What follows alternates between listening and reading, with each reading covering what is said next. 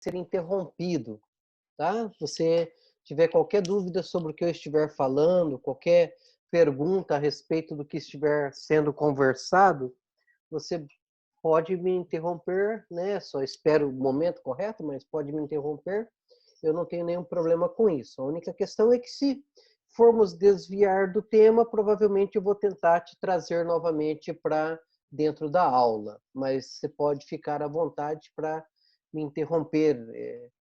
As perguntas são mais importantes do que o que eu tenho para dizer, você pode ter certeza disso. Ah, bom, como foi dito, meu nome é Adenilson. Apesar de que a maioria do pessoal ligada à Organização Jovens com uma Missão me conhece como Tanabi, que na verdade é o nome da minha cidade. É uma pequena cidade lá do interior de São Paulo. E desde que eu fui trabalhar com a Jocum em 87, 88, mais ou menos, não lembro direito, o pessoal acostumou me chamar pelo nome da cidade, porque soava melhor do que Adenilson, e assim ficou. Eu trabalhei com o Jocum por um período razoável, e depois acabei me desligando da missão e segui um outro caminho. Dentro da missão eu trabalhei com a área de treinamento, em específico com a Escola de Estudos Bíblicos, né? E por isso, então, o convite, muito provavelmente, para eu estar aqui participando desta aula. O que nós temos para fazer hoje é estudar um pouco da epístola do apóstolo Paulo aos Efésios.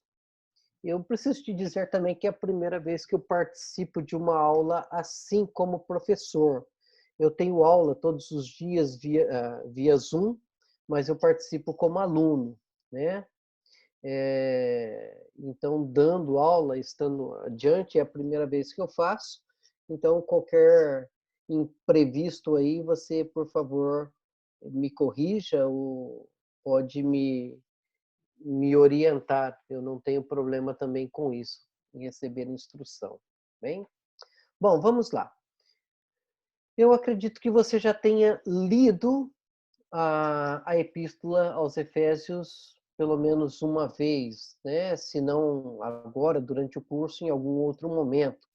Não é uma epístola muito longa, não é uma carta muito longa. Eu acredito aí que com 20 minutos de leitura você consegue lê-la de princípio ao fim, sem interrupções. Se você não fez, vale a pena fazer. Ou melhor dito, seria quase que obrigatório você fazer para poder estar participando aqui com a gente, porque a ideia é que você tenha pelo menos uma ideia geral do texto para que a gente possa trabalhar com ele. Você está participando de uma escola que, para mim, é uma das melhores metodologias de estudo bíblico que eu conheço, né? Eu tenho uma outra formação teológica, que é o seminário teológico, né? A faculdade teológica, e eu posso te garantir com certeza que em termos de Bíblia, durante os 4 anos, 5 anos 6 anos, na verdade, o meu durou 6 anos, foram 5 e depois mais um de especialização. Então, durante os 6 anos de faculdade teológica, eu não aprendi 20% de Bíblia, tá? De estudo bíblico, de conteúdo bíblico, do que o que eu aprendi nos 9 meses da minha escola de estudos bíblicos. Então, você pode ter certeza que, em termos de conhecimento bíblico, você tem hoje nas mãos uma das melhores ferramentas que existe para poder ter conhecimento do texto bíblico. Você pode ter certeza disso. Posso te assegurar isso com toda tranquilidade. Então, aproveite o máximo o tempo que você tem com essa escola, com esse estudo, porque vai te trazer bagagem a trabalhar sério, oral, missionário, o que quer que seja, vai ser com certeza para a sua vida. Tá? Bom, vamos nos meter um pouco com a epístola Paulo aos Efésios. A primeira coisa que eu gostaria que nós fizéssemos é nos situarmos geograficamente, porque a epístola de Paulo aos Efésios, ou a literatura neotestamentária para Éfeso, ou a região da Ásia Menor, que era a província romana, é extremamente abundante. Então, a primeira coisa que eu quero que a gente dê uma olhada, eu vou compartilhar uma tela com vocês, para que a gente possa ter uma ideia da região que nós estamos falando, porque isso é bastante importante para nós. Então, vamos lá, deixa eu ver se eu consigo fazer isso aqui. Não, é aqui embaixo. Aqui, vamos lá. Bom, conseguem ver a tela? Dê um joinha aí se consegue ver a tela. Beleza, então, vamos lá. Bom, nós vamos estar falando de uma epístola que foi escrita para a cidade, provavelmente para a cidade de Éfeso, ou melhor dito, para a província de Ásia. Nós precisamos compreender que o Império Romano, cuja capital está aqui na Itália, né, que é Roma, ele se estende por todo esse mundo aqui, praticamente quase que todo mundo conhecido daquela época, né? Então, nós estamos falando dessa região específica aqui, que é a região de Ásia. Para nós nos situarmos, e é importante que você tenha uma visão disso, aqui está o Egito, né? Essa região é o Egito. Aqui nós temos a região de Judéia, Jerusalém, tá? Aqui Ásia, com Éfeso. Aqui nós temos Atenas, Corinto, né? A Tessalônica, um pouco mais para cima, que é a região de Filipos. E aqui nós temos Itália. Você vai entender por que essa região é importante. Ela é importante porque Éfeso ele acaba estando praticamente, considerando o lado direito do mapa, né? Ele está basicamente no centro. Você vê que aqui nós temos uma divisão central. Ele está basicamente no centro, no meio do caminho para chegar até Itália, para chegar até Roma. Então, a Ásia se torna uma província bastante importante, porque ela acaba sendo um ponto central do Império Romano. Principalmente se nós pensarmos que, para abastecer a Itália e boa parte do Império Romano deste lado de cá de alimento, principalmente de trigo, os navios eles saíam daqui do Egito, que era o celeiro do mundo, como é conhecido, né? É o celeiro do mundo. Todo o trigo que essa região consumia, ele saía daqui do Egito, e os navios, por não terem condição de navegação, não conseguiam atravessar o mar diretamente para poder chegar em Itália, chegar a Roma. Então, os navios eles iam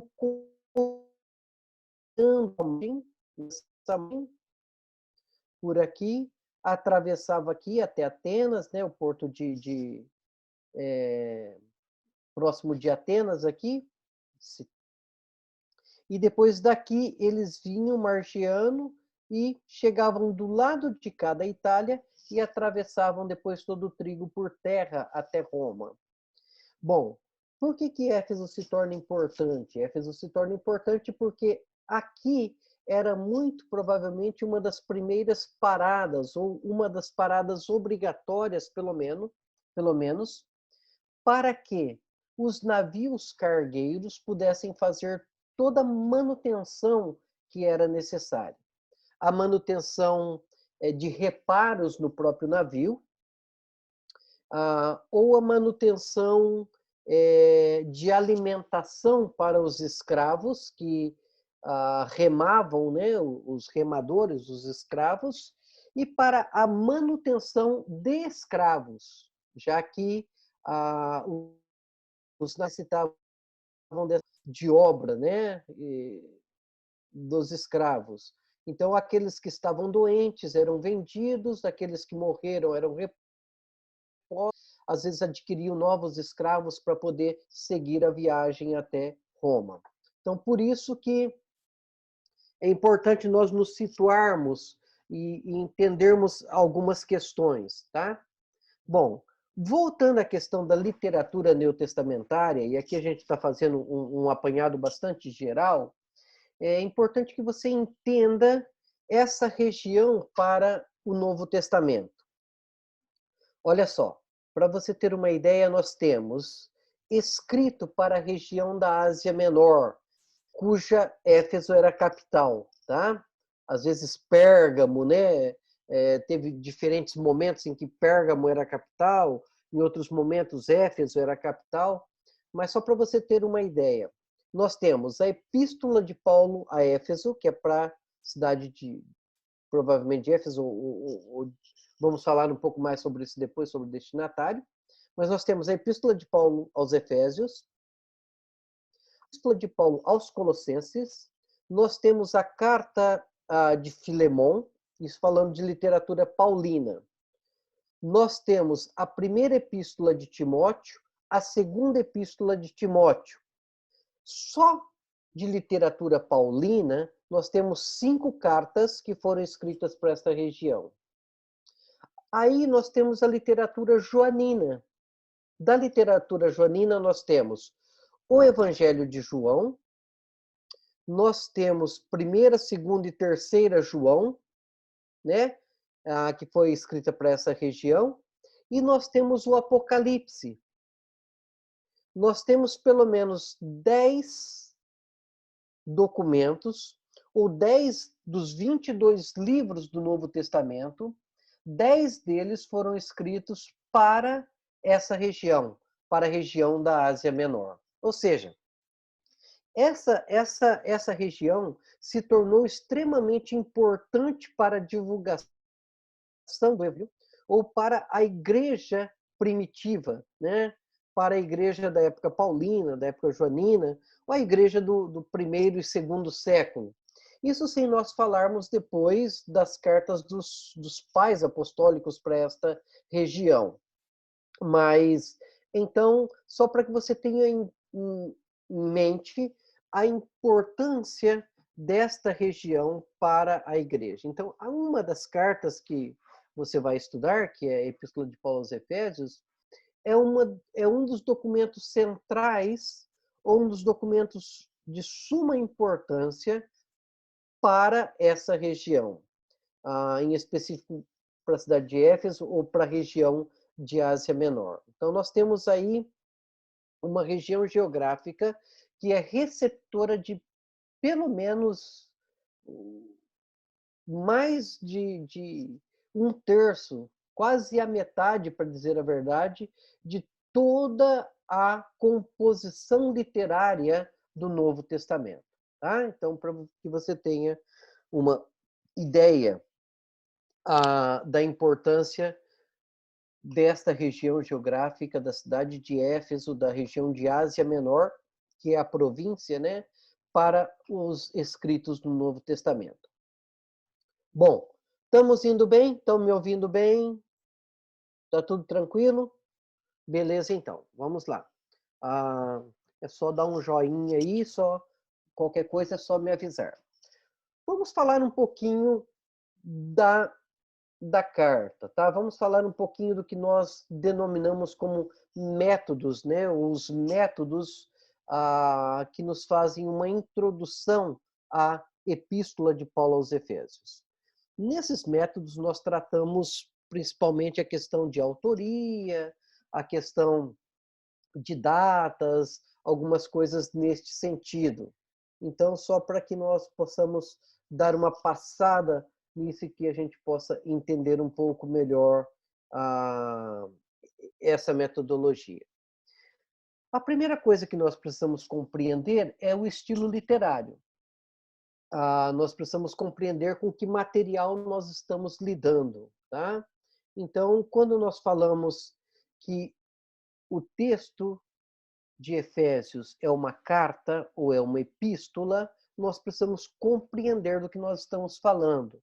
Nós entendemos que uma carta, naquela época, tem algumas diferenças de uma carta dos nossos dias, né? Eles estudaram metodologia? Já viram alguma coisa sobre métodos literários?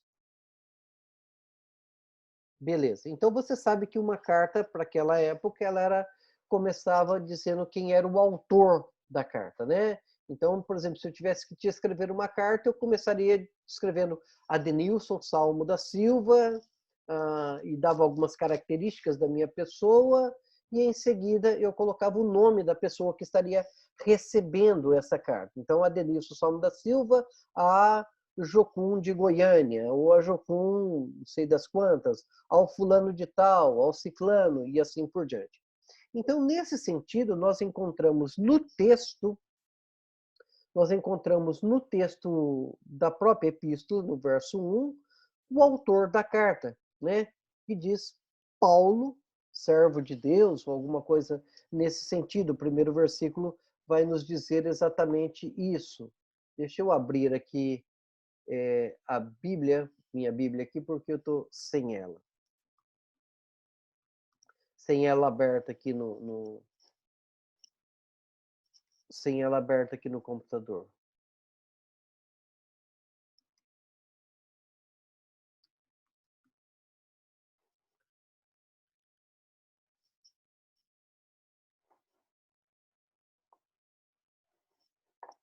Só um minutinho, por favor.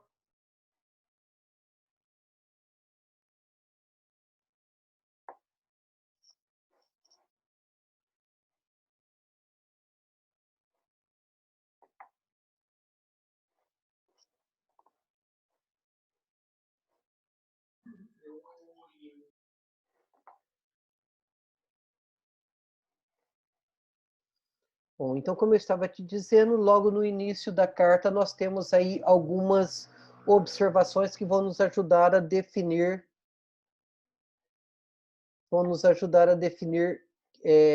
algumas coisas a respeito do método.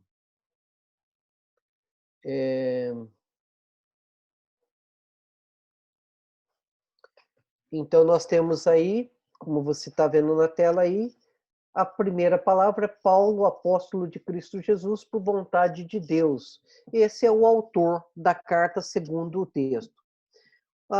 Existem algumas críticas com relação a isso, se levantado algumas dúvidas com relação à autoria paulina, porém todas essas dúvidas são, não necessariamente dizer que não são sérias, mas são facilmente respondidas, né? Não temos aí para poder responder a isso. Algumas questões levantadas são, por exemplo, a questão de estilo. Quando você lê o texto da Epístola aos Efésios, ele difere em algumas coisas com relação ao que eles chamam de epístolas clássicas, como Romanos, Gálatas, né? Tem alguns temas dentro da Epístola aos Efésios que não são tratados nas epístolas clássicas. Então, o que alguns autores dizem que precisa disso, porque os temas não se repetem, a epístola não deveria ser paulina. Não é uma crítica bastante contundente?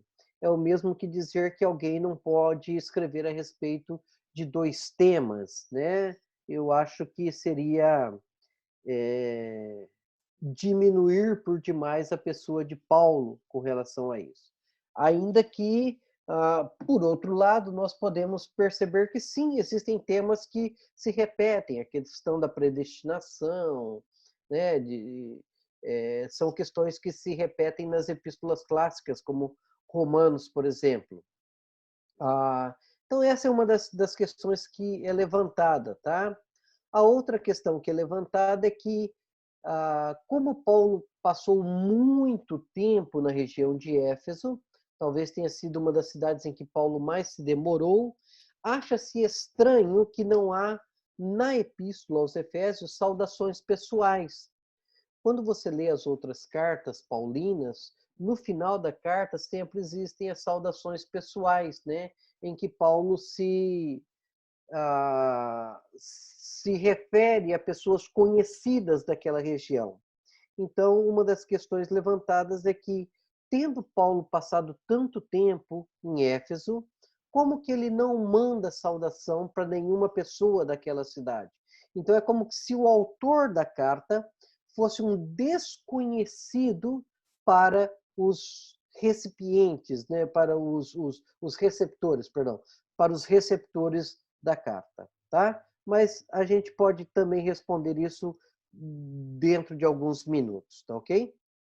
Bom, por outro lado, nós temos os testemunhos da patrística, ou dos pais da igreja, em que atestam que a epístola, sim, é uma epístola paulina, a epístola entra no cânon como sendo uma epístola de autoria paulina, né?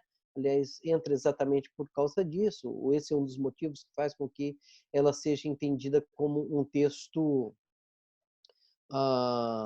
canônico, tá? Então, em suma, o que nós podemos dizer a respeito de autoria é que, apesar de ser levantado algumas questões, o próprio texto e a tradição nos autentica a, a epístola como sendo uma epístola paulina, né? Nós temos aqui e nós temos outras partes do texto em que ele vai falar eu, prisioneiro, né? Algumas questões assim, tá? Então isso nos faz pensar que a epístola realmente é uma epístola paulina. Uma outra questão que nos precisa responder é a quem que o texto foi escrito, tá? Nós temos uma carta e uma carta tem um destinatário normalmente, né? Eu não escrevo uma carta para ninguém, né? Só se eu fizer isso como cartaz, e só se eu fizer isso como uma forma de desabafo e depois amassar o papel e jogar fora, o que não é o caso aqui. Muito pelo contrário. Então, uma outra coisa que nós precisamos responder é a questão: quem são os destinatários dessa epístola? Voltando novamente ao texto, né? Nós vamos encontrar aí, voltando novamente ao texto, nós vamos encontrar aí a seguinte frase: Paulo, apóstolo de Cristo Jesus, por vontade de Deus, aos santos e fiéis que vivem em Éfeso, ou aos santos que vivem em Éfeso e fiéis em Cristo Jesus, perdão. Graça a vós outros e paz da parte de Deus, nosso Pai. Bom, se nós seguirmos o texto tal como nós o recebemos em português, nós poderíamos afirmar tranquilamente que o texto é escrito para os santos que vivem em Éfeso, ou seja, a cidade de Éfeso. Porém, isso é bastante questionável, isso é bastante discutido, na verdade. Para dizer a verdade, hoje bem poucas pessoas afirmariam que a epístola é escrita aos que vivem em Éfeso. Por quê? Porque, na sua grande maioria, os manuscritos antigos, principalmente o P46, que é um dos manuscritos mais conhecidos, ele omite, e quase todos eles omitem, as palavras em Éfeso. Na verdade, boa parte dos manuscritos dizem aos santos e fiéis em Cristo Jesus. E algumas das outras versões desses manuscritos dizem aos santos e fiéis, e aí espaço em branco, tá? E o texto segue. Bom, então nós encontramos aí um impasse, nós acabamos aí nos metendo numa questão que precisamos responder, que seria quem são os destinatários da epístola cujo texto nós temos dizendo que é em Éfeso. Só para tentar amenizar um pouco essa situação, porque então automaticamente surge a pergunta: bom, então de onde apareceu a ideia de que a epístola é escrita aos Efésios? É que nós temos, sim, alguns manuscritos em que existem a palavra em Éfeso. Porém, são manuscritos muito recentes, são manuscritos bem posteriores. não sei se você sabe, mas em termos de confiabilidade, quanto mais antigo o manuscrito, mais confiável ele é. Por quê? Porque mais próximo ele está do autóctone, do que era o manuscrito original, que nós não temos, é claro. Então, quanto mais antigos os manuscritos, mais provável que ele seja verdadeiro. Então, os manuscritos mais antigos omitem a palavra em Éfeso, porém, os manuscritos posteriores, eles têm, alguns deles, a frase em Éfeso. E quando, então, nós temos a primeira formação dos primeiros cânones, né, cristãos, como o de Marcion, esses textos eles foram aglomerados, e existe uma possibilidade que na cidade de Éfeso tenha sido feita uma das primeiras compilações das cartas paulinas, tá?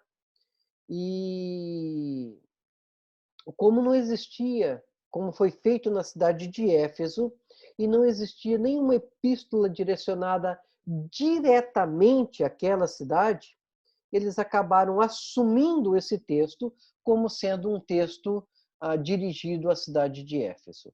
Então, é daí que nós temos a herança que nos diz que a epístola é escrita para Éfeso.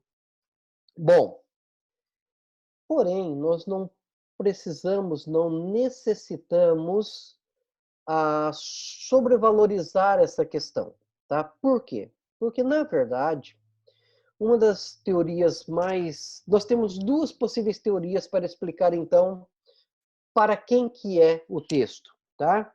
A primeira delas, uma que foi vinculada, uma das primeiras possibilidades, já com Marcion, tá? Que é um dos primeiros sistematizadores do cânon paulino. Marcion eu não gosto da palavra herege, mas é uma pessoa não muito bem aceita pelos pais da igreja, porque ele faz algumas críticas ao texto, assim, mas é um grande sistematizador dos textos chamados canônicos, tá? Principalmente os textos paulinos.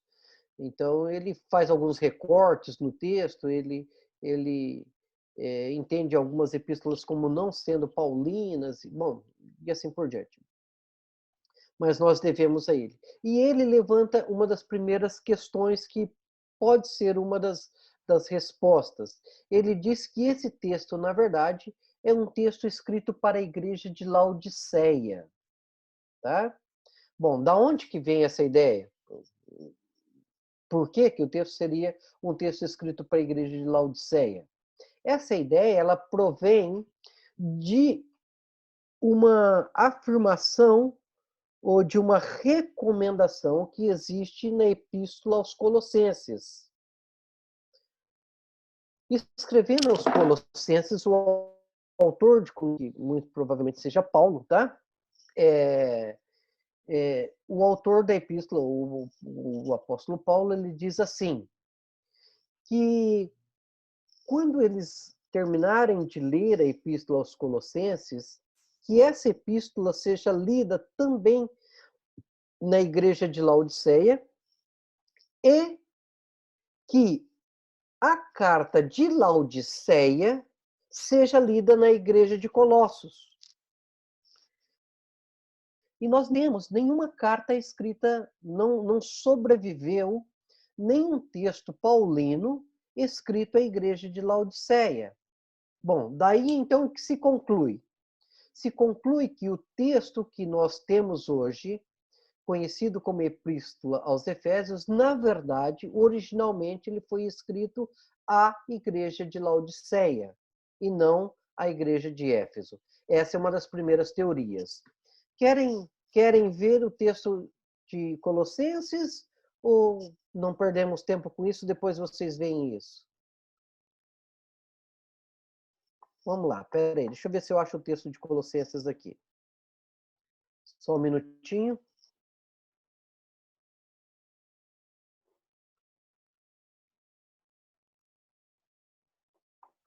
Deve ser lá por final de Colossenses.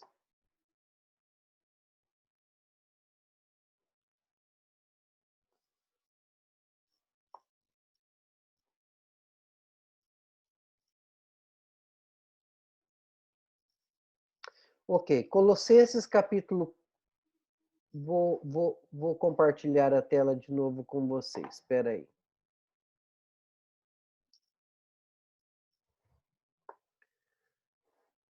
Desculpa, gente, eu sou meio lerdo nesse negócio aqui, tá?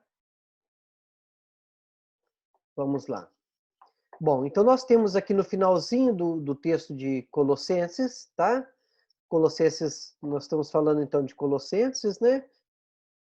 Capítulo, no verso 16, estão conseguindo ver aí comigo? Diz assim: E uma vez lida essa epístola perante vós, providenciai porque seja também lida na igreja dos Laodicenses. E, os, e a dos de Laodiceia, lede-a igualmente perante vós.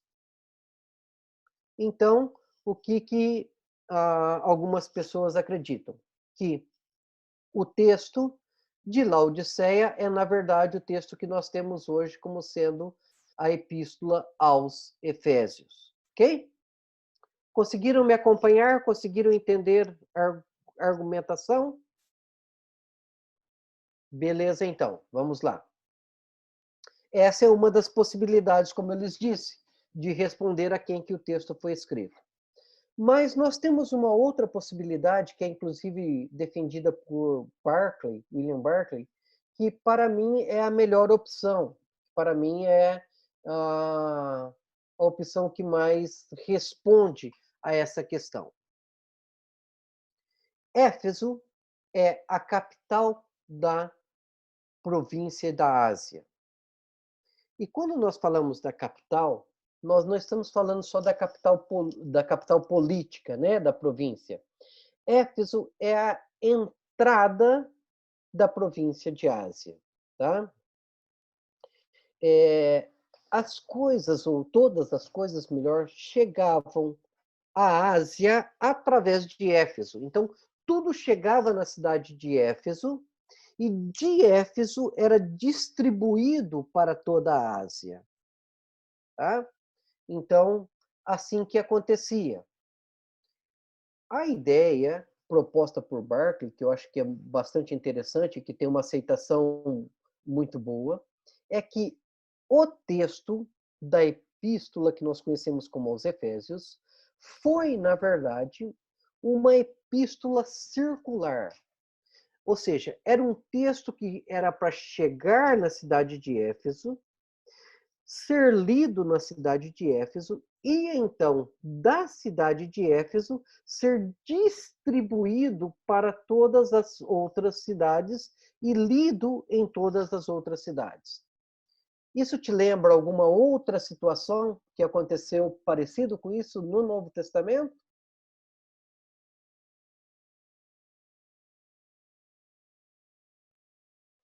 O Apocalipse foi para quem? O texto do Apocalipse acontece exatamente a mesma coisa. Os primeiros capítulos de Apocalipse, ele fala a respeito das 7 igrejas da Ásia, que são Éfeso, Esmirna. Deixa eu voltar aqui, só para você ter uma ideia. Deixa eu consigo aqui, como é que eu faço isso? Espera aí. Ok, tem que voltar aqui agora. Eu vou acabar ficando bom nesse negócio aqui, gente. Ok, voltamos para o mapa aqui. Estão vendo? Bom,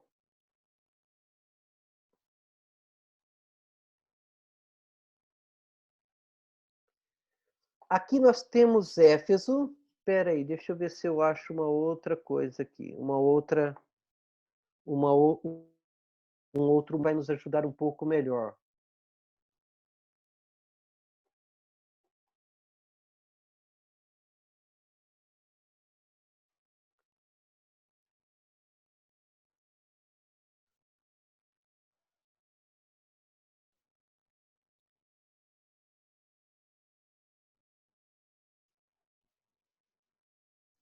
não achei. Mas chegavam em Éfeso e então ela era distribuir as demais cidades de toda a Ásia. Eu queria tentar aumentar isso daqui para a gente conseguir ver as cidades da Ásia para ficar um pouco mais claro para nós.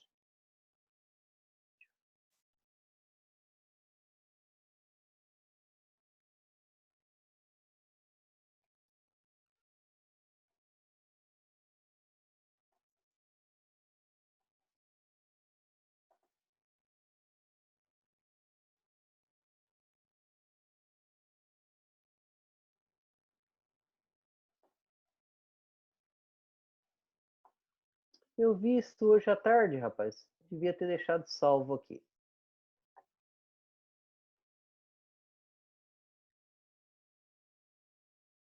Bom, deixa para lá, senão vamos perder tempo com isso. Mas o que é importante para que a gente entenda é que Éfeso era o que eles chamavam de a cabeceira de toda a província da Ásia. Dentre outras coisas, Éfeso era a principal cidade de uma rota postal, de onde a comunicação partia para todas as cidades da Ásia. Então, quando o imperador precisava fazer algum comunicado com a província da Ásia, ele escrevia o seu texto chegava até Éfeso, e de Éfeso, então, isso era distribuído para toda a província da Ásia. Da mesma forma que foi feito com o livro de Apocalipse. Chegou em Éfeso, tá? E de Éfeso foi para Tiatira, para Esmirna, para Pérgamo, para Laodiceia, que são as cidades principais, dessa rota postal, que era uma rota postal e uma rota comercial também, né? Então, a segunda opção é que o texto aos Efésios é, na verdade, uma epístola circular, que era para chegar na cidade de Éfeso, e da cidade de Éfeso, então, ser distribuído, tal como foi o texto de Apocalipse, para as demais cidades daquela região. Tá? Isso nos explica algumas outras coisas. Isso nos explica, por exemplo, por que é que não existe saudações pessoais na epístola aos Efésios. Porque como a carta não era dirigida especificamente para a cidade de Éfeso, não tinha por que fazer comentários específicos para pessoas daquela cidade. Ela deixaria de ter significado, porque seria lida nas demais cidades. Então, se nós precisamos dizer para quem que o texto foi escrito, nós podemos dizer que o texto foi escrito, então... Achei. Aí, consegui. Eu sou meio teimoso.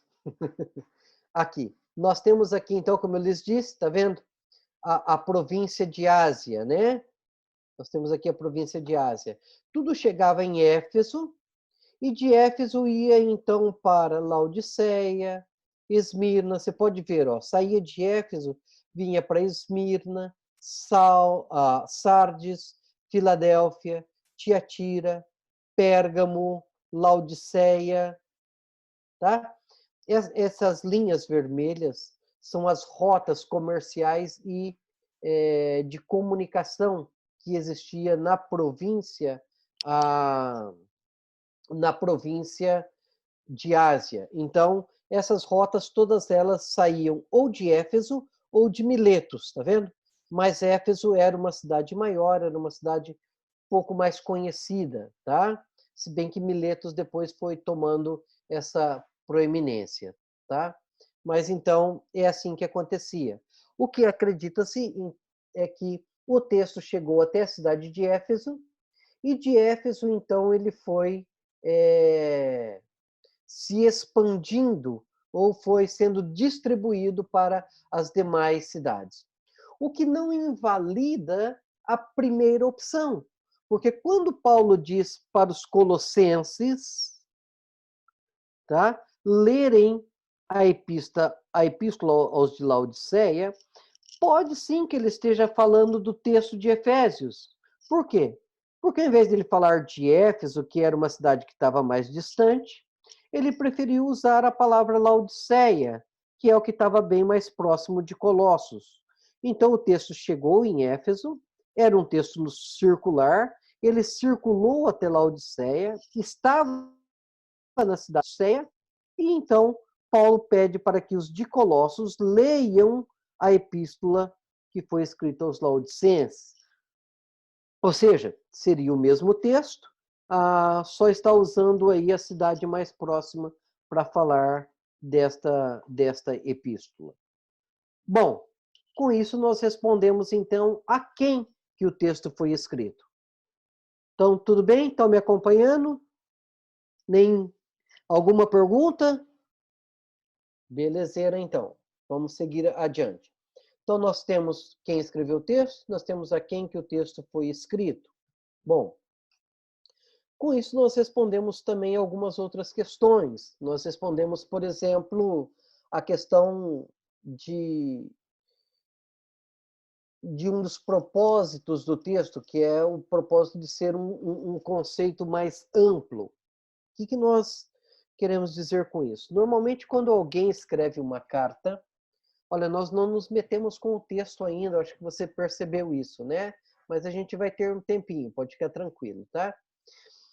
Normalmente, quando nós escrevemos uma carta, nós escrevemos com um propósito. Quando nós temos algo a responder, nós escrevemos porque nós queremos comunicar alguma coisa, nós queremos responder a alguma necessidade. Todas as paulinas, talvez salvo Efésios, ela tem essa preocupação. Por exemplo, a epístola escrita aos Coríntios, né? Nós temos lá uma série de problemas que Paulo precisava resolver. Esses problemas chegaram até Paulo e Paulo escreve para responder a esses problemas. Então nós temos lá, capítulo 1 ao 4, uma série de divisões, um dizendo eu sou de Paulo, eu sou de Pedro, eu sou de João, eu sou de Cristo, e Paulo diz, opa, peraí, nós precisamos resolver esse problema. Capítulo 5, nós temos lá o cara que dormia com a mãe do pai, então precisava resolver esse problema que Paulo caracteriza como sendo promiscuidade. Nós temos o capítulo 6, que é o litígio entre irmãos, que tinha lá os seus problemas um com o outro e estavam levando a tribunais para serem resolvidos. Paulo precisa corrigir essa situação. No capítulo 7, nós temos o problema dos matrimônios. Pode casar, deve, não deve casar? Tinha essa dúvida lá sobre o matrimônio. Paulo precisa responder a isso. No capítulo 8, nós temos o problema com relação aos ídolos, né? Esse é um problema um pouco mais amplo, que é a questão, muito provavelmente, dos sindicatos, né? Participar ou não participar das festas aos ídolos e assim por diante. Então, Paulo tem que responder a isso. O capítulo 9 é um problema que Paulo precisa repreendê-los, porque alguns não só tinham o problema de eu sou de Paulo, eu sou de Pedro, eu sou de Cristo, mas tinha um grupinho que não aceitava o apostolado paulino. O problema é esse que ele vai ter que responder de forma mais geral na segunda carta aos Coríntios. No capítulo 10, o problema da comida, o que pode comer, o que não pode comer, já que a comida no agora, no mercado, era toda uma carne que era sacrificada aos ídolos, podia, não podia comer, então Paulo tem que responder a isso. O capítulo 11 é um problema com a questão da ceia. Capítulo 12 é um problema com os dons espirituais. Capítulo 13 é o único que não tem problema porque é a resposta aos problemas, que é o amor. O capítulo 14 volta à questão dos dons. O capítulo 15 é a questão da ressurreição. Tinha alguns que não estavam acreditando mais na ressurreição. Paulo tem que responder a isso. E o capítulo 6, 16 é o final, né? Então, ou seja, tem na de Coríntios tinha vários problemas, né? Paulo precisava responder, por isso escreve para responder isso. em Romanos, tem lá uma série de problemas com relação aos judeus e gentios. Paulo tem que responder a isso. A mesma coisa em Gálatas. Já em Efésios, nós não conseguimos encontrar um problema que pode dizer assim, esse é o problema que respondendo aqui. Tanto é que alguns, inclusive, não entendem a Epístola aos Efésios como sendo uma carta no sentido clássico de uma carta, porque não tem um problema em específico que tem que ser respondido. É muito mais orientações gerais. Daí alguns falarem de Efésios ser um tratado teológico muito mais do que carta responde a um problema específico, tá? Então, o texto aos Efésios foi escrito, vamos denominar assim para ficar mais simples, porque é como a gente conhece, tá? Quando eu falo texto aos Efésios, você entende do que eu estou falando, o conceito global de que o texto é mais amplo do que a cidade de Éfeso, ok? Ah, então, os Efésios é mais um tratado teológico do que necessariamente uma carta no sentido clássico de uma carta de primeiro século, tá? E ela tem como propósito, então, dar diretrizes para todas essas cidades, que são diretrizes mais amplas do que um problema em. Bom, essa carta foi escrita provavelmente da prisão, então lá para o ano 62 a 64, que é o período em que Paulo está preso em Roma, aguardando o seu último julgamento baixo o imperador romano Nero, que é onde ele vai acabar sendo executado, né? Então Paulo está preso. Como é que nós podemos afirmar isso?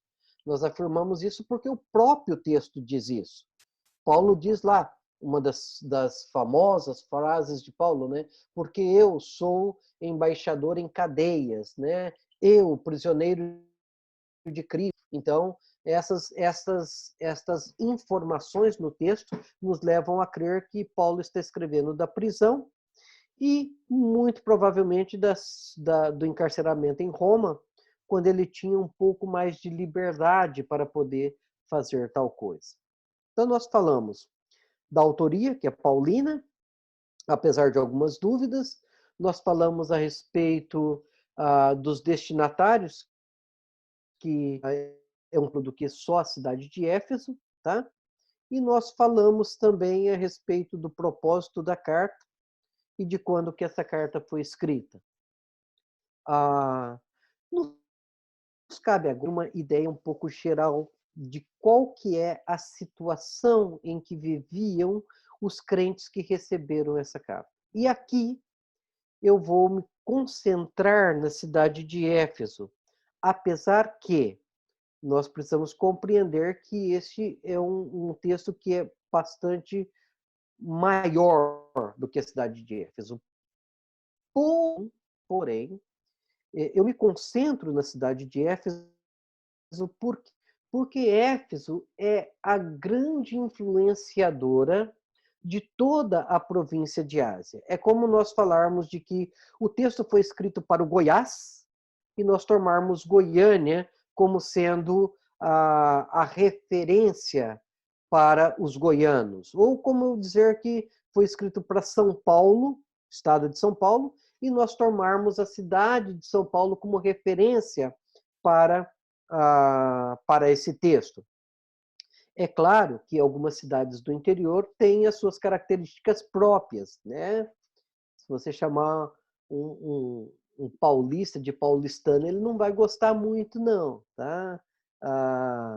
Mas, o que nós estamos falando, então? Eu estou falando que nós vamos tomar as características da cidade de Éfeso como sendo a base dos receptores desse texto.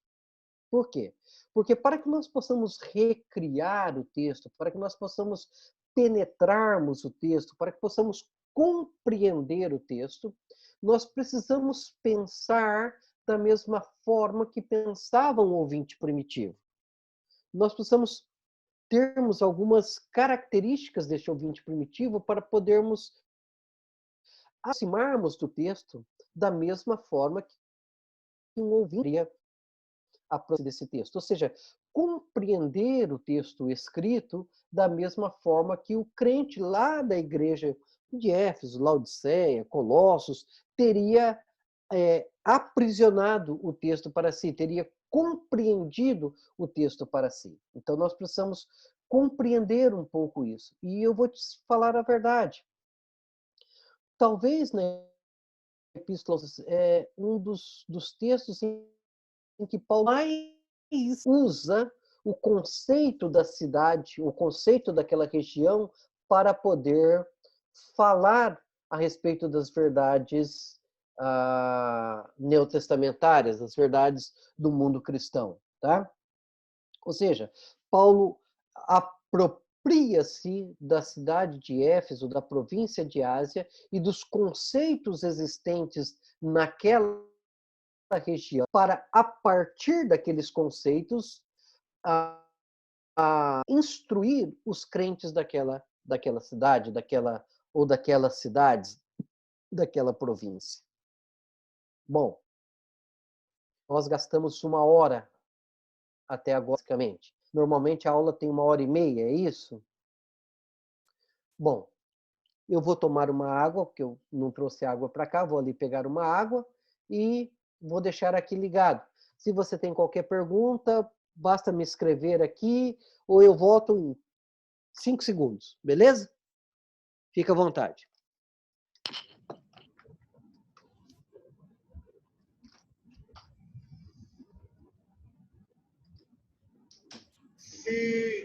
Se você tiver alguma pergunta, pode escrever no chat aí, que eu posso ler para o Tonami. Cara, também fique à vontade para tomar uma água, no banheiro, tomar um cafezinho.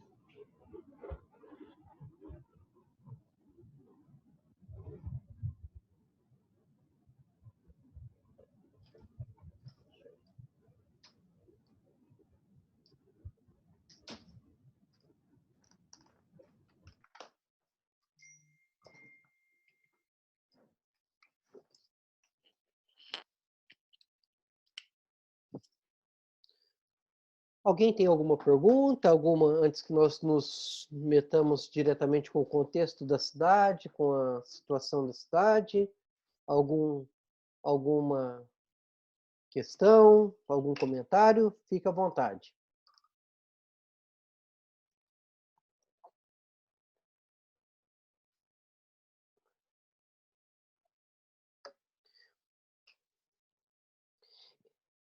Esse é o quarto da minha filha, tá? Por isso essas coisinhas aí, toda cheia de... Não vão achar que esse é meu quarto, tá, gente? Não tenho nenhuma...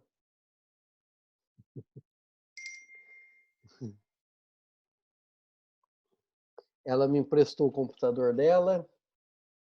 Eu tô sem notebook por enquanto. Aí tô usando o micro dela aqui para fazer isso. Bom, vamos lá então. Já que estamos bem, não tem nenhuma pergunta, vamos falar um pouquinho a respeito da cidade de Éfeso. Vou tentar terminar isso até as 8h20, beleza? Até as 8h20 para a gente, se tiver alguma pergunta, alguma questão. Nós vamos até 8h30, correto? Até 9h30. Tá confundindo por causa do fuso horário aí. Que na verdade aqui para mim são 8 horas, para você já é 9, né? Isso. Tá, beleza. Então nós temos mais uma média de 30 minutos, é isso? Exatamente. Beleza, então. Obrigado, Rony. Vamos lá. Bom, a cidade de Éfeso é uma cidade extremamente badalada durante toda a história, tá? E claro que nós não nos interessa uma história muito antiga. Talvez para nossa maior compreensão é importante entendermos a província da Ásia, com a cidade de Éfeso, a partir da morte de Alexandre o Grande. Como vocês sabem, Alexandre morre e todo o seu território, ele morre bastante jovem, né? Ele não tinha herdeiros, a vida do Alexandre foi conquistas e conquistas, e quando ele morre na flor da idade ainda, ele não tem herdeiros, e todo o seu império é dividido entre os seus 4 generais. Então, a província de Ásia fica com um dos generais, toda essa região da Ásia fica com um dos seus generais, da onde vai sair os Seleucidas, de onde vai sair os Seleucidas, bastante importante depois para você compreender a história do livro de Daniel, tá? Os Macabeus, são historicamente bastante importante para a compreensão do período intertestamentário e, e o texto de Daniel. Bom,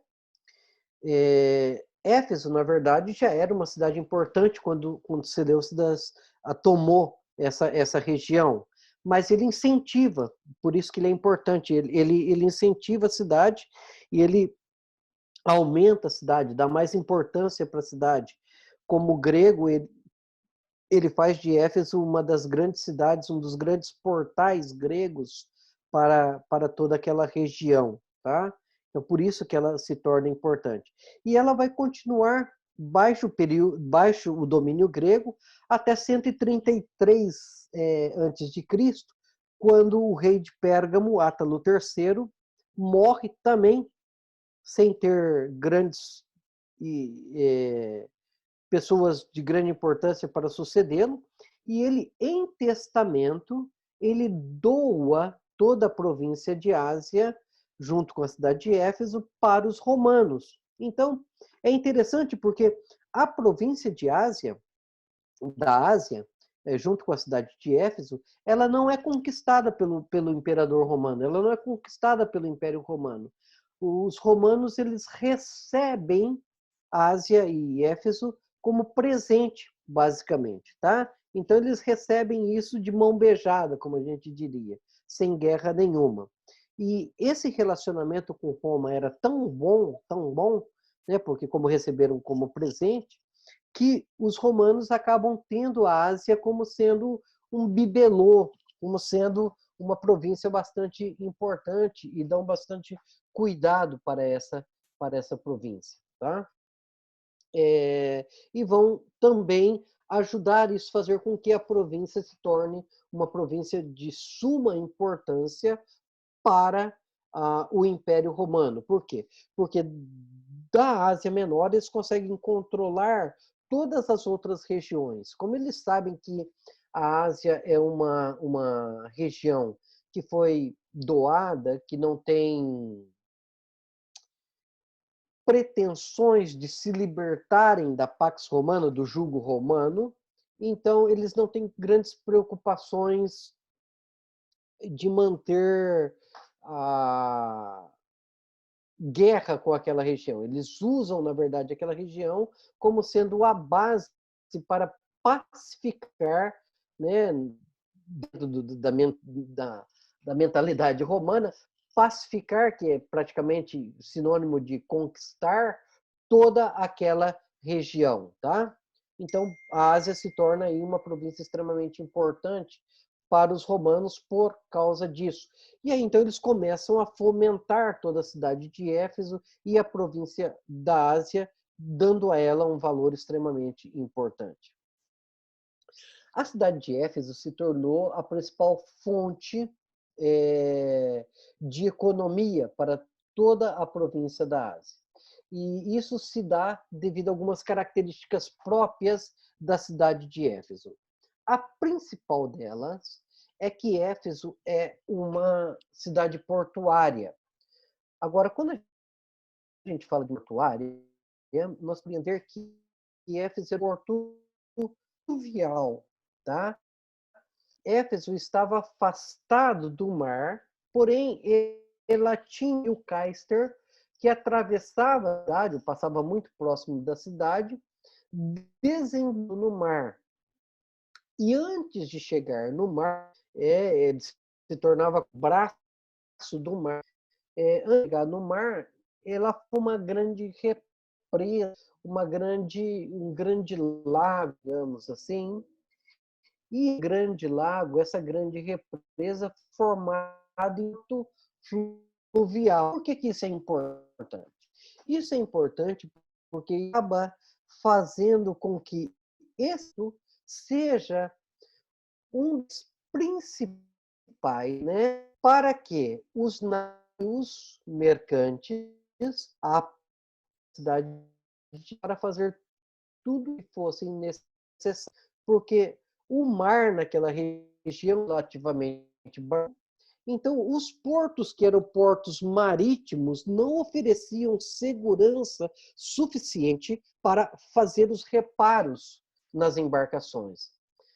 Como o porto de Éfeso era um porto fluvial e ele saía do mar e era num lago, né? Era numa grande represa, digamos assim, se tornava um local bastante calmo e isso era as condições necessárias para que pudessem refazer maus, arrumar casco e o que fosse necessário de reparos nos barcos sofridos durante a viagem. Lembrando que, como eu lhe disse no princípio, Éfeso está exatamente no centro, no meio dessa região. Então, os barcos quase todos paravam ali para fazer todas estas reparos necessários. Isso fazia com que a cidade tivesse uma movimentação extrema. Movimentação financeira, porque isso trazia dinheiro para a cidade, né? Uma movimentação étnica, porque a cidade acabava recebendo pessoas do mundo inteiro, porque vinham de todas as partes do mundo e paravam ali, né? E acabava sendo também uma movimentação de mercadoria. Por quê? Porque as mercadorias eram usadas como base de troca para a reparação dos barcos ou para a venda mesmo, para comércio, né? Então as coisas chegavam até Éfeso e dali então eram repartidas para toda a província. O porto acabou se tornando uma das principais fontes para que Éfeso se tornasse o grande centro que acabou sendo comercial e assim por diante. Dentro do comércio, Éfeso era reconhecido como sendo uma das principais cidades do comércio de escravos. Bom, como eu lhe disse, os navios mercantes e tudo isso, boa parte deles tinha uma quantidade enorme de escravos para os remos, para os próprios serviços dentro do barco, né? E como as viagens eram longas, esses escravos acabavam adoecendo, tendo seus problemas, se desgastando fisicamente. Então, os donos de navios, ao chegarem em Éfeso, eles precisavam repor esses escravos, precisavam vender os que estavam doentes, que estavam cansados, e precisavam adquirir novos escravos para poder seguir as viagens. Então, acaba se tornando um grande centro para a venda de. Então, no mercado existiam lá os currais, os escravos estavam dentro das e eram leiloados, né? Esse lote, portanto, aí o dono do navio dizia: eu tenho 5 cansados, troco por 2 que estejam bem, esse é mais velho. Ou seja, o comércio era alguma coisa conhecida na cidade de Éfeso e depois de Mileto, mas principalmente na região de. Então, tinha toda essa movimentação financeira por causa do porto. Há de se dizer também que o porto acabou sendo as desgraças da cidade de Éfeso, tá? E que acabou fazendo com que a cidade morresse. O que aconteceu? Por causa das construções, todas as árvores ao redor de Éfeso acabaram sendo ceifadas, cortadas para arrumar os barcos, ou seja, para o uso, né? E aí então existia um declive e aí a chuva como não tinha as árvores, trazia todo o sedimento. Esse sedimento acabava parando aonde? No lago. E aí o porto acabou ficando raso demais. Tá? Os navios, por serem muito rasos, já não conseguiam entrar mais dentro do porto. E aí Éfeso foi perdendo as suas condições. Por várias, eles dragaram o posto, dragaram mesmo, tal como a gente conhece modernamente. A ideia é tiraram os sedimentos, esvaziaram o lago, retiraram todos os sedimentos e depois voltaram a encher, mas isso era um custo muito alto. E perdendo-se o porto, a sua perder a substância. Diga-se de passagem, na época de Paulo, isso já começava a acontecer, já estava acontecendo, e Mileto já estava tendo. Mileto era um porto, é a cidade próxima, né? Porto marítimo, não era tão bom quanto Éfeso, mas que não podiam entrar em Éfeso já começavam a parar em Mileto. Então, muitos paravam em Mileto e de Mileto depois transferiam toda a mercadoria por terra até a cidade de Éfeso para seguir, então, com o destino que assim acontecia. Bom, essa é uma das características da cidade de Éfeso, que é o seu porto e sua economia. Uma outra questão que nós precisamos falar e precisamos ter ideia é a questão religiosa da cidade de Éfeso. Éfeso é conhecida também como a principal cidade ou a capital religiosa da província de Ásia e uma das principais cidades religiosas de todo o Império Romano. Dentre as questões religiosas, nós precisamos destacar nós precisamos destacar o templo, né? Deixa eu só me encontrar aqui. Ok. Nós temos, então, algumas questões religiosas que tornavam Éfeso a sua capital religiosa de toda a província. A primeira delas é a questão de Diana ou de Artemis. Lembram de Atos, capítulo 19, em Paulo está em Éfeso e tem o problema Demétrios, e que o pessoal fica gritando por 2 horas, grana dos Efésios, se Atos 9, tá? É o problema de Paulo na cidade de Éfeso. Bom, essa é uma das principais manifestações religiosas da cidade de Éfeso e de toda a província de Ásia, que é a tal da deusa Diana. Precisamos compreender um pouco a respeito dessa deusa. Ela tem várias características, mas principalmente a principal característica da deusa Diana é o seu culto à fertilidade. Ela tem um templo, os seus adoradores têm um templo enorme na cidade de Éfeso, tinha em outras cidades da província também, mas principalmente em Éfeso, e considerado uma das 7 maravilhas do mundo antigo, né? Todas as questões, estruturalmente era uma obra de arte, era de encher os olhos, como a gente poderia dizer, tá? E a principal característica da deusa Diana é a fertilidade, é o culto à fertilidade. O que nós estamos falando quando falamos de culto à fertilidade? Nós estamos falando o seguinte, que, por exemplo, você tem uma lavoura e você quer que essa lavoura seja produtiva, tá? Seja fértil. Então, você precisa fazer uma oferta ou alguma adoração a Diana para que a Diana possa, o Artemis, né, que é o nome romano, para que essa deusa possa abençoar a tua colheita, digamos assim. Você é casado e você quer que sua esposa fértil e você tenha filhos. Então você precisa de uma adoração para que a deusa possa fertilizar a sua esposa e ela possa, assim, ter filhos. O seu comércio precisa ser fértil, precisa ter resulta a mesma coisa.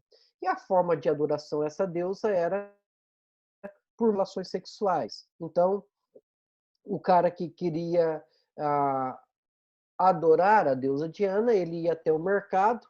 No mercado estão as sacerdotisas da deusa. Então, ele escolhia uma dessas sacerdotisas, ele ia ao templo, mantinha as relações sexuais com essa sacerdotisa, e assim o seu comércio era abençoado, assim a sua lavoura era abençoada, assim a sua esposa se tornava fértil, e assim por diante. Tá? Então, alguns falam também de prostituição sagrada, isso tá, é um outro nome, eu prefiro a ideia de sacerdotisas, que é o que elas eram, na verdade, né? Elas ficavam lá no mercado, no agora, no centro, né? Digamos, e elas tinham suas características, ficavam com um dos seios ou os dois seios nus, porque uma das características da deusa Diana, como sendo a mãe, como sendo aquela que dá todas as coisas, que fertiliza, uma das figuras é que ela tem muitos seios, acho que 15 ou 17 seios, então as suas sacerdotisas normalmente têm os seios à mostra, era assim que elas se caracterizavam como sacerdotisas da deusa. Então o cara ia lá, pegava uma sacerdotisa e ia para o templo e tinha lá a sua adoração. Nós precisamos compreender a seguinte situação com isso. Nós estamos falando, imagine, de um navio que chega na cidade de Éfeso, aí com 200 pessoas, 100 pessoas, homens normalmente, né, estando no mar por 3, 4 meses às vezes, chegando numa cidade onde a prostituição sagrada onde a oferta sexual é extremamente liberada e muito mais do que isso. Ela tem um aspecto religioso. Então, já não tinha nenhuma consciência, né, de mal na relação sexual, mas ela tinha ainda o apelo de que relação sexual era uma forma de adoração, forma de ser abençoado. Então, a promiscuidade, se nós olharmos com os olhos cristãos, né, daquela cidade era extremamente, estava na pele, era fervorosa, né? E, e existiam lá também orações grupais e assim por diante. Ou seja, mas o que nós entendemos é que isso que era tal para a cidade. Em termos de religiosidade, nós podemos ainda ter vários outros templos, tá?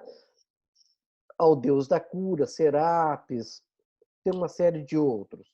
Bom, dentro do aspecto ainda religioso, é importante compreender Éfeso, Pérgamo principalmente, é o principal local do Império Romano, onde o imperador é festejado. Então, obrigatório, inclusive, você pelo menos uma vez por ano precisava ir ao templo, ao imperador, seja qual for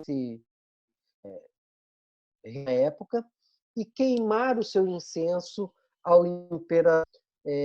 O culto é importante, é um aspecto político do que religioso, tá? Quando ia até e queimar isso, estava confessando que ele entendia que o imperador era senhor da sua vida. Tanto é que uma das declarações é: eu entendo que é o meu senhor, que é o grande problema com o cristianismo, que é o que leva à perseguição romana, principalmente a perseguição com Nero, com Vespasiano, com Trajano, né?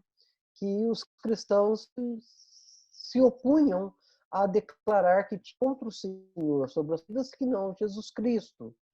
Né? Era o único Kyrios, era o único Senhor. Então, os cristãos não declaravam que César Deus, estavam sendo vistos como sendo pessoas que não aceitavam o Império Romano como autoridade de suas vidas. Então, os asiarcas mencionados em, em Atos dos Apóstolos eram as principais pessoas que votavam ao imperador, principalmente nas cidades, tá? Existia pelo menos uma festa anual ao imperador romano, em que era cultuado como senhor, como Deus.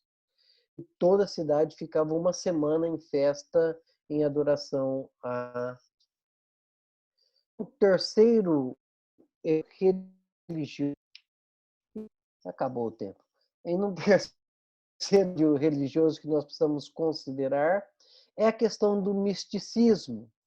Voltando a Atos, e não vou ler agora porque a gente vai perder tempo assim, gastar tempo que não temos agora com isso, é que Éfeso era conhecido como principal cidade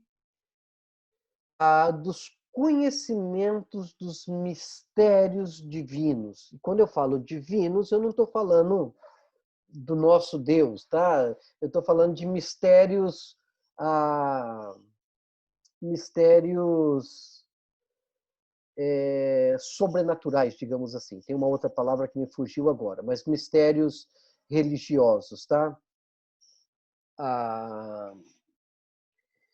Lá em Éfeso diz que muitos dos que se converteram trouxeram seus livros de magia que foram queimados e que o valor chegou a tanto. Lembra a passagem de Éfeso, de Atos dos Apóstolos? Também deve ser lá para capítulo 19. Tá? Depois você pode dar uma procurada aí. Ou seja, Éfeso era tão conhecido que, quando falava que tinha um livro efesino, era sinônimo de dizer que tinha um livro dia. É como em nossos dias nós falarmos que temos um livro de São Cipriano capa preta, sabe? É mais ou menos aí essa ideia. Então, Éfeso era o grande produtor dos mistérios sobrenaturais, dos mistérios relacionados às divindades. Qual que era o conceito, na verdade? O conceito é que, se eu conhecesse esse mistério, eu tinha a autoridade para poder ensinar, eu tinha autoridade para poder instruir os outros. De alguma forma, o conhecimento misterioso que me dava a possibilidade de manipular os deuses, tá? É meio que o Simão o Mago também, lá do livro dos Atos dos Apóstolos, tinha, que tenta comprar o poder do Espírito Santo, né? Era esse conceito. Então, Éfeso era extremamente conhecido como sendo a capital dos conhecimentos ocultos, dos conhecimentos dos mistérios divinos. Os livros efesinos eram extremamente conhecidos por todo o Império Romano nesse sentido.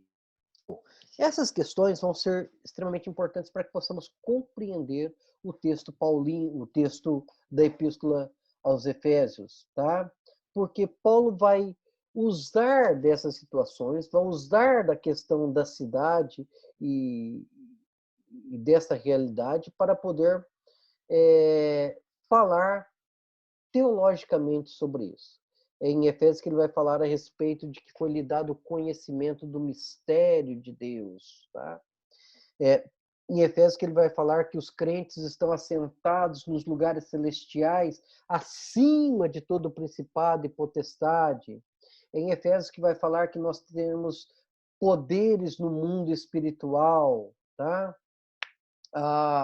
Então, Paulo vai utilizar dessa situação para poder ensinar aos crentes daquela cidade a respeito das suas posturas espirituais. Bom, eu vou parando por aqui. Esse é um pouquinho do que eu tinha para falar. Na próxima aula, nós nos metemos diretamente e pelo menos passar de forma geral sobre cada um dos capítulos ou fazer pelo menos um apanhado do texto. Fiquem à vontade, pode me questionar, pode comentar, pode fazer o que for necessário. Ok?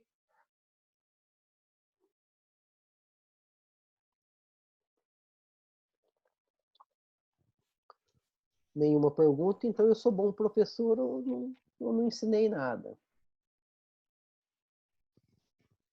Eu tinha um professor que dizia, havia pergunta ou eu fui muito mal, cara.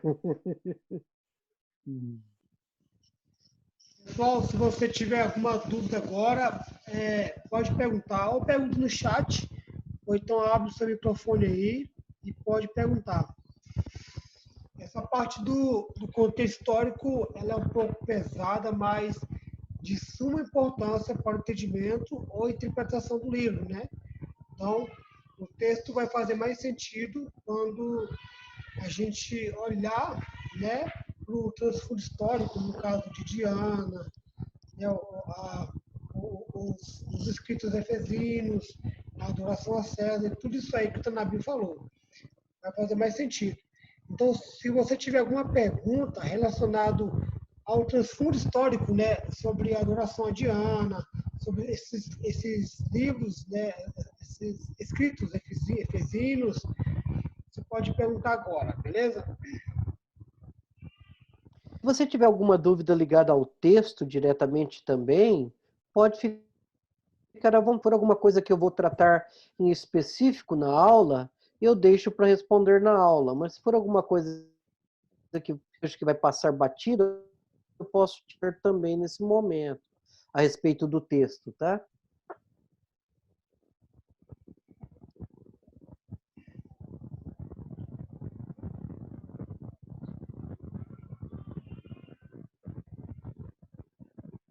A Rosângela colocou aqui, agora eu entendi porque Paulo fala em mistérios. Até aqui não tinha entendido o início de Efésios.